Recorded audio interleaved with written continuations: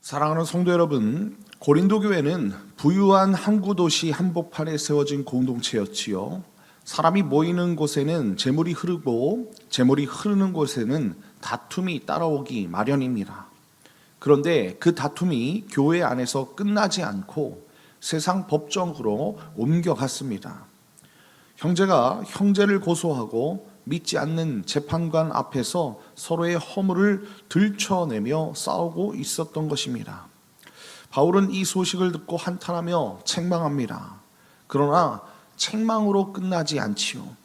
오늘 본문 마지막 11절에서 바울은 놀라운 한마디를 던지고 있습니다. 너희 중에 이와 같은 자들이 있더니 씻음과 거룩함과 의롭다 하심을 받았느니라. 송사의 자리에서 어떤 자로 살아야 하는가? 오늘 본문은 씻음 받은 자답게 살라고 우리에게 말씀하고 있습니다. 자, 바울은 고린도 교회의 송사 소식 앞에서 무엇을 가장 먼저 한탄하고 있는가라는 것입니다.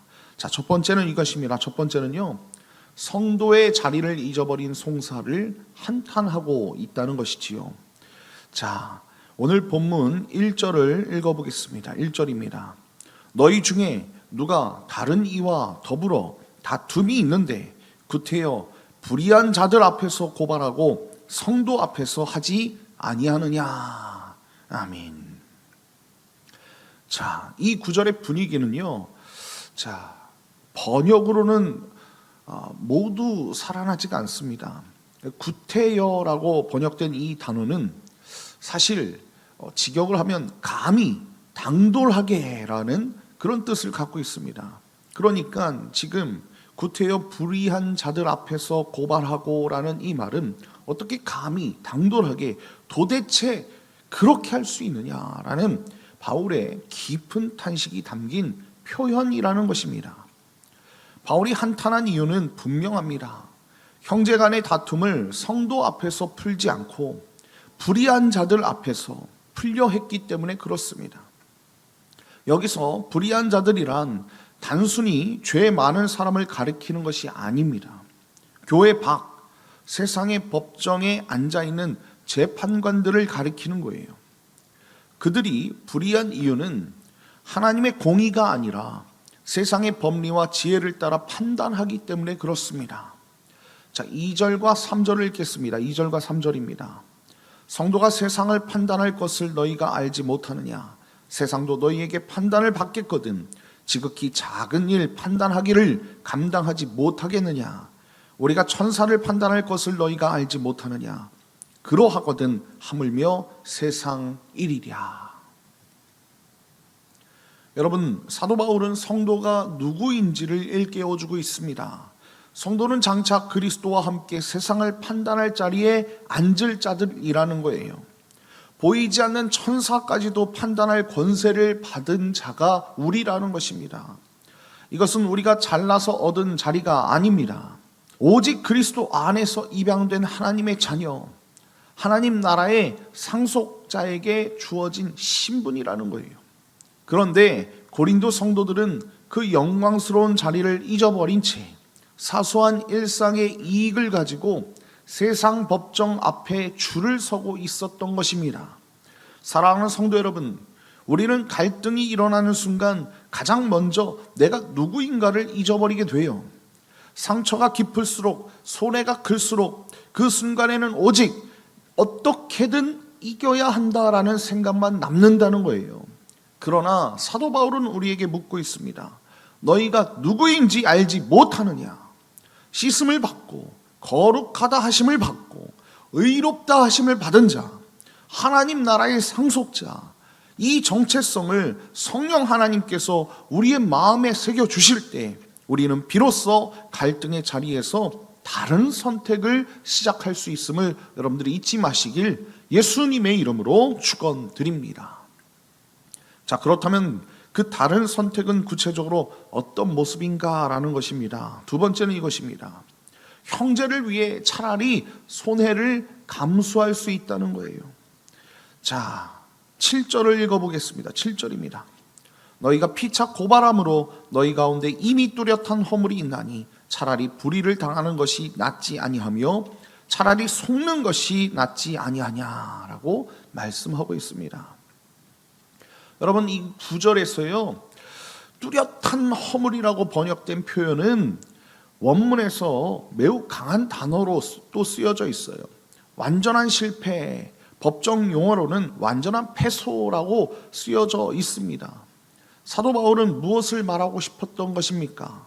형제가 형제를 고소하는 그 순간 누가 이기고 누가 졌는지 중요하지 않다는 것이에요. 재판이 시작된 그 자체로 이미 양쪽 모두 완전히 패배했다, 패소했다라는 그런 뜻을 갖고 있다는 것입니다. 여러분, 왜 그렇습니까? 형제를 법정 앞에 세웠다는 것은요, 이미 마음속에서 그 형제를 정죄하고 용서의 문을 닫아버렸다라는 그런 뜻이기 때문에 그렇습니다. 그래서 사도 바울이 권면하죠. 차라리 불의를 당하는 것이 낫지 아니하며 차라리 속는 것이 낫지 아니하냐라고 말하고 있다는 거예요. 여러분, 이 말씀은 억울함을 무조건 삼키라는 체념의 그런 명령이 아닙니다. 형제의 영혼과 교회의 평화를 나의 권리보다 더 귀하게 여기라는 복음의 초청이라는 것입니다. 자, 8절을 보면 또 이렇게 말씀하고 있습니다. 너희는 불의를 행하고 속이는구나. 그는 너희 형제로다 라고 말씀하는 것을 볼 수 있어요. 여기서 불의를 행하고 속이는 이라는 이 동사는 모두 현재형으로 쓰여져 있습니다. 한 번 실수가 아니라 계속해서 반복되는 행태라는 그런 뜻이에요. 그것도 그 대상이 다름 아닌 너의 형제라는 것이지요. 자신의 작은 이익을 지키기 위해 형제를 거듭 속이고 짓밟는 그 모습, 여러분, 이것은 십자가의 길에서 한참 멀어진 모습 아니겠습니까? 사랑하는 성도 여러분, 손해를 감수한다는 것은 인간의 의지로 되는 일이 아닙니다. 본성적으로 우리는 한 푼도 손해보고 싶어 하지 않지요. 그게 사람 심리라는 거예요. 억울한 일을 당하면 어떻게든 갚아주고 싶어 합니다. 그런데 십자가에서 침묵하시며 모든 불의를 당하셨던 우리 예수 그리스도를 바라볼 때 성령 하나님께서 우리 안에 새로운 본성을 일으키기 시작한다는 거예요. 내 권리를 지키는 일보다 형제의 영혼을 지키는 일이 더 크게 보이게 된다는 것입니다. 이것이 바로 씻음 받은 자의 자리에서 흘러나오는 사랑과 정말로 그 형제를 향한 그 모습 아니겠습니까? 이 은혜가 저와 여러분에게 가득 넘치길 예수님의 이름으로 축원드립니다. 자, 그렇다면 우리는 어떻게 이 길을 끝까지 걸어갈 수 있을까라는 것이지요. 자, 세 번째는 이것입니다. 씻음 받은 자의 정체성 위에 굳게 서야 된다는 것입니다. 자, 9절과 10절을 보면요, 이렇게 말씀하고 있어요. 불의한 자가 하나님의 나라를 유업으로 받지 못할 줄을 알지 못하느냐. 미혹을 받지 말라. 음행하는 자나 우상 숭배하는 자나 간음하는 자나 탐색하는 자나 남색하는 자나 도적이나 탐욕을 부리는 자나 술 취하는 자나 모욕하는 자나 속여 빼앗는 자들은 하나님의 나라를 유업으로 받지 못하리라. 여러분, 바울은 갑자기 무거운 죄의 목록을 펼쳐놓고 있습니다.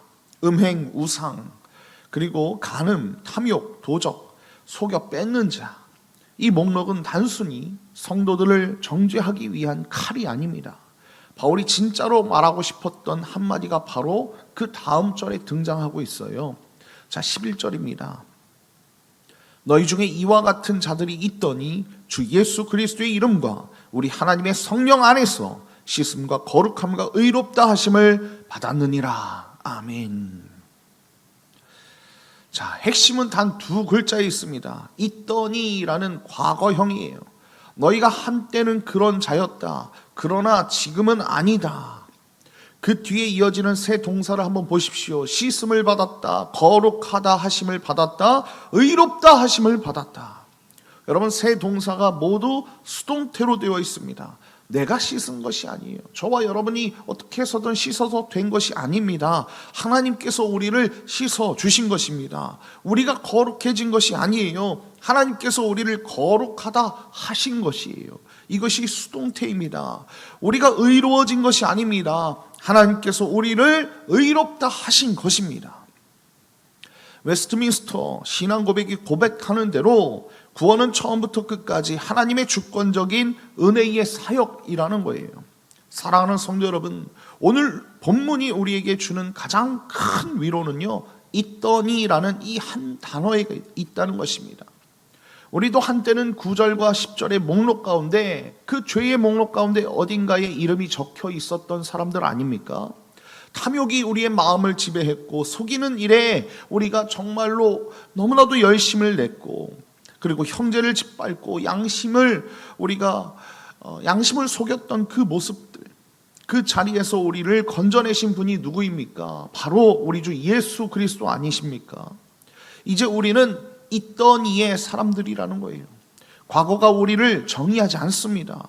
주님의 피로 씻기신 오늘의 신분이 우리를 정의하고 있다는 것 여러분들 잊지 마십시오. 이 정체성 위에 우리가 믿음으로 굳게 설 때 우리는 비로소 송사의 자리에서도, 억울함의 자리에서도 씻음받은 자답게 믿음으로 걸어갈 수 있다는 것을 여러분들이 잊지 마시길 예수님의 이름으로 간절히 축원드립니다. 결론입니다. 씻음받은 자의 삶이 무엇인지를 가장 분명하게 보여주는 사람이 있습니다. 어메이징 그레이스의 작사자 존 뉴턴 목사입니다. 뉴턴은 11살의 어린 나이에 선원이 되어 바다로 나갔고, 청년이 되어서는 노예선장이 되었습니다. 노예선 선장이죠. 사람을 짐승처럼 사고 팔며 방탕과 신선모독으로 젊은 날을 다 채운 자였습니다. 그가 바울이 말한 탐욕을 부리는 자, 속여 빼앗는 자, 그 목록에서 어디 한 자리 이름이 있었을 사람, 그런 사람이었습니다. 그런데 1748년 3월 10일 대서양 한복판에서 거센 폭풍을 만났습니다. 배는 부서지고 죽음이 눈앞에 닥쳤습니다.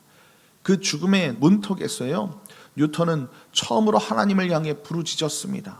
폭풍이 지나간 후에도 그의 변화는 단숨에 이루어지지 않았습니다.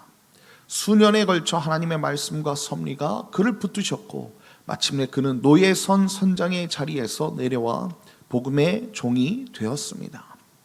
뉴턴은 자신의 묘비에 이렇게 새겨달라고 부탁하지요. 한때 이교도였고 방탕했으며 아프리카에서 노예의 종이었던 자가 우리 주이신 구주 예수 그리스도의 풍성한 자비로 보존되고 회복되고 용서받고 복음의 사역자로 임명되었다. 사랑하는 성도 여러분, 뉴턴이 자신의 묘비에 새긴 그 고백이 오늘 본문 11절에 살아있는 증언 아니겠습니까? 이와 같은 자들이 있더니 씻음과 거룩함과 의롭다 하심을 받았느니라. 우리는 모두 있더니의 사람들이라는 것을 잊지 마십시오. 우리가 이 새 정체성을 붙들을 때 형제를 법정에서 세우려던 손이 형제를 품는 손으로 바뀌는 줄 믿습니다. 이기려는 마음이 손해를 감수하는 그런 사랑으로 바뀌는 것이에요. 씻음 받은 자답게 오늘을 우리가 믿음으로 걸어가는 하나님의 사람들, 우리 드리움교회 모든 성도들 다 되시길 예수님의 이름으로 축원드립니다.